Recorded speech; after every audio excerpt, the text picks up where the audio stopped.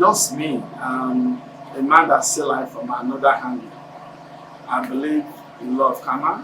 I believe in being good. I believe no one is perfect. I believe in sincerity. And for me, what you see is what you get from me. I just want to do my own thing, no publicity. In fact, I don't know what it is with me and city people. I refuse to give any interview before today. And I'll be conservative here too today, but I'll tell you this is my first interview in over 40 years. I just refuse. I love to walk a corridor where I only enjoy myself. I don't want nobody to know me. I just like going under the radar because I believe in that.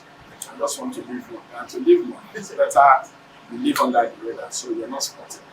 But this now, I've noticed that there's so many parts to Otunba. yes, sir. There's Otunba the social life, Otunba the businessman, Otunba the prayer warrior, Otunba the husband, the entertainer,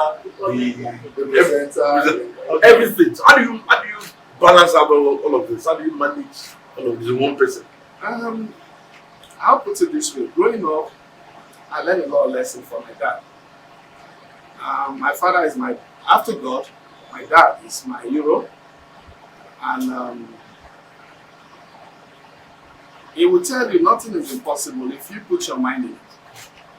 And my father will tell you no food for a lazy person. So in my head, I believe I just have this gift. I'm able to drop the balls anywhere.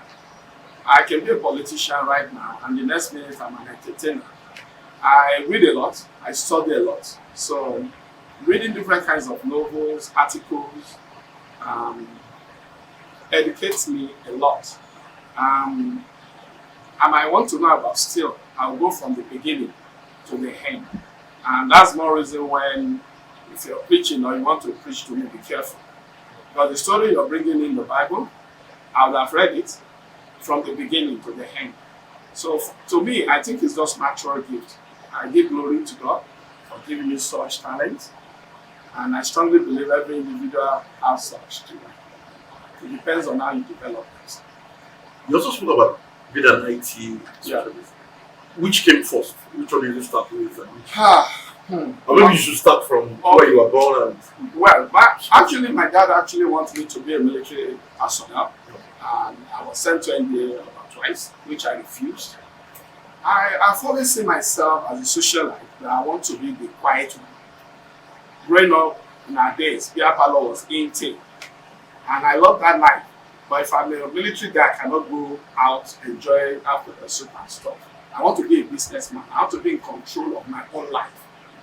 And I said to myself, I will never work for anyone. I want to work for myself. And that, I will tell you, was the foundation of where I am today. I studied marketing. But I studied marketing in school. And you know, the funniest aspect was, many years back, I called a friend of mine. I said, I live in England. I live in England for a very long time. And I said to him, let's go back to Nigeria. He said, to do what? I said, the IT industry there, because it's not his name, it's Felix Adeboye, guys, from Ondo State. He's extremely gifted. I don't know another word for him. He said, you're just wasting away here. Let's go to Lagos. And when we arrived in Lagos, we discovered that even me, that I'm not like the proper IT person then, you listen to some IT manager, head of IT, I'm like, what are you talking about? The primary you don't know, the basic you don't know. All these guys are interested in this. But now things has changed. The trend has changed tremendously. So for me, I dabble into IT to make money. And thank God, we're one of the leading ISP in Nigeria and West Africa today. But here's the point. I strongly believe that the more you are ready to educate yourself, to upgrade yourself, to learn, to listen, to read, to sacrifice, to be dedicated, you will get to anywhere you're going in life. So for me, the entertainment industry is a piece of cake. If I choose to be a presenter, it's a piece of cake. The only thing I cannot do that I used to do when I was younger is sing. But now, My voice is gone. But I can tell you, I see music and entertainment industry as a big industry in the whole world. It's a global business. So it depends on how or where. It's so big, so large, you want to dabble into. There's a lot for everybody. And I'll say this to you, we're just coming of age in Nigeria. Yes, we're doing well music-wise, but there's still a long, long way to go. And again, let me have this. We're working on two aspects now where we're trying to take kids out of streets. If you go to any of the beach, or you go to Agege, Oshodi, Felodon, Aroko, Lagos Island, you see gifted Nigerians when it comes to music, entertainment. So we're actually looking at a situation, we're building a studio. When we're done with that studio, we want to bring talent. We don't want it to be difficult for them. So we give them the bedrock right from day one, sell them, take them out of the streets. So instead of them being a criminal, you turn them into a positive and idol among the area they grow up, so that other people will see them. They'll be forced to use their own talent too in a positive way. I'm interested to ask this question. We agree with that it's very rare to see a young and talented lady such as your wife, Okay. and then she has described you as a support system. So what are the qualities you saw in her that made you, or how do you make your marriage work? You see, there's something in life I always say to anyone. Life is about choice. Choice. But before you make that choice at times, you have to see things through. You know, sometimes you see a very good car, but when you start it, the engine is bad. Sometimes you see a very bad looking car, damaged all around, but when you start the engine and you listen, you find unbelievable engine. I will say this. No one is perfect, but I can tell you, sincerity you don't buy, honesty you don't buy, integrity you can't force anyone to have it. But when you have integrity, sincerity, they sound alike, they're not. And you find someone that is ready to learn, that always listen, and most especially the fear of God is extremely important. I believe that is the beginning, that is the yardstick, that's the foundation where you can be beautiful, you can be good looking. If you have bad habits, you're not beautiful, you're not handsome. Because you might be beautiful and you open your mouth and garbage is coming out. People like, who is this? Or you might be not that good. I don't believe anyone is ugly anyway. You might open your mouth, maybe you're just there. And people will turn around and say to themselves, wow. They'll be interested in you. They will want to know you. And right from there, you'll get to know this person is genuine. If you have a foundation to build on, that is when you can build on it. But when there's nothing to build on, it's a wasting of time. As you see, when you go out there, you see a lot of beautiful, fine-looking men and women. They're just empty. They don't have it. So when you have it, then again. Let me say this. When you're struck, you're struck. Can you tell us a bit about how you fell in love with it? I always say this for the camera.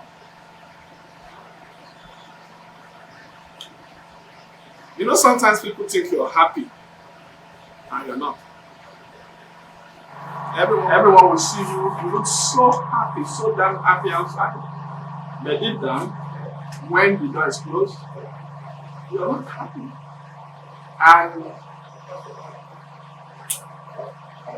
you need a friend. If not, people talk about mental illness and people think it's a funny thing. It's not. You see a lot of people commit suicide in the last 10 years now. The suicide problem is incredible because we have a lot of people that have mental illness, that they can't find nobody to speak to.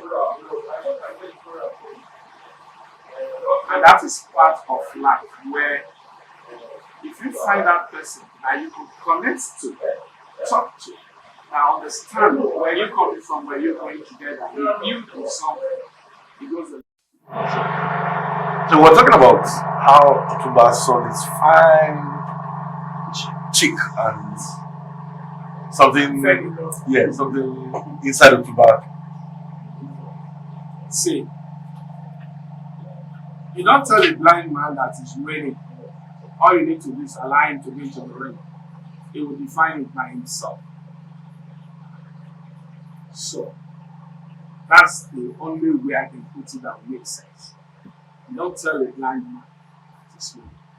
Push that blind man into that state. No one will tell him that it's rain from above. When it happens, you will know. You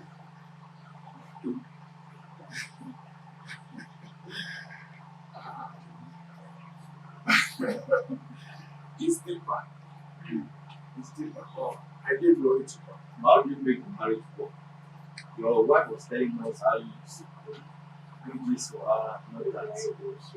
So how do you make it work? If I want to make anything work, you want to win. You must understand. See, relationship and marriage is life. Marriage is an institution where no author, no lecturer can give you the A to Z about, and you think the A to Z will work. No. It is an individual thing. But when you're in love and you find love, you will know. And when you know, that's why I said, you don't tell the blind man he's raining. Push him out there. You will know. Here's the point. If I tell you, see someone like 3-4 years of your life and you never knew it's going to happen with her, it's fun. If anyone said this to me, it would be like this, I would say it's a lie. Honestly, I know the worst part of life is things you never believe, or when you never believe you get so love will take you there. Love will take you to pleasant places and unpleasant places. So, I'll say this for the record. An amazing, beautiful woman, when you see her, you have nothing to do. But when you get to know this person you're all talking about, you will know she works. If you put the whole budget, the whole work budget, it's not enough.